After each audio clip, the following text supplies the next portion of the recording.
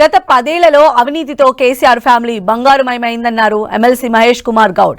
కేసీఆర్ పూర్తిగా ఖజానాను ఖాళీ చేశారని, జీతాలు కూడా ఇచ్చే పరిస్థితి లేకుండా చేశారని మండిపడ్డారు. ప్రజలు కోరుకునే విధంగా అవినీతిని బయటకు తీస్తామన్నారు. కాళేశ్వరం పేరుతో 1,25,000 కోట్ల ప్రజాధనాన్ని దుర్వినియోగం చేశారన్నారు. కాంగ్రెస్ హయాంలో కట్టిన ప్రాజెక్టులు ఇప్పటికీ చెక్కు చెదరలేదన్నారు. దేశ చరిత్రలో అత్యంత తక్కువ సమయంలో అత్యంత ఎక్కువ ప్రజాధనాన్ని దోపిడీ చేసిన కుటుంబం ఏదంటే అది కేవలం కేసీఆర్ కుటుంబమే. 9.5 ఏళ్ల పాలనలో లక్షల కోట్ల రూపాయల ప్రజాధనాన్ని దుర్వినియోగం చేశారు.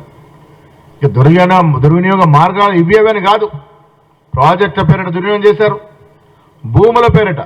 ఆనాడు నిజాం ప్రభువు భవిష్యత్ అవసరాల కోసము ఉంచిపోయినటువంటి 3 నుంచి 4 లక్షల ఎకరాల భూమి కేసీఆర్కి పంటగా మారింది. అయినోడి కానోడికి ఇబ్బడి ముబ్బడిగా ఖరీదైన భూములు అప్పచెప్పడం, తద్వారా కిక్ బ్యాక్ తీసుకోవడం అలవాటుగా మారిపోయింది. ఇలా కేసీఆర్ కుటుంబం, వారు తాబేదారులుగా ఉన్నట్టు కొంతమంది మంత్రులు, ఎమ్మెల్యేల కుటుంబాలు ఇవాళ రాష్ట్రంలో బంగారుమయమే. కానీ ఏ ఒక్క తెలంగాణ సామాన్యుడి కుటుంబం బంగారుమయం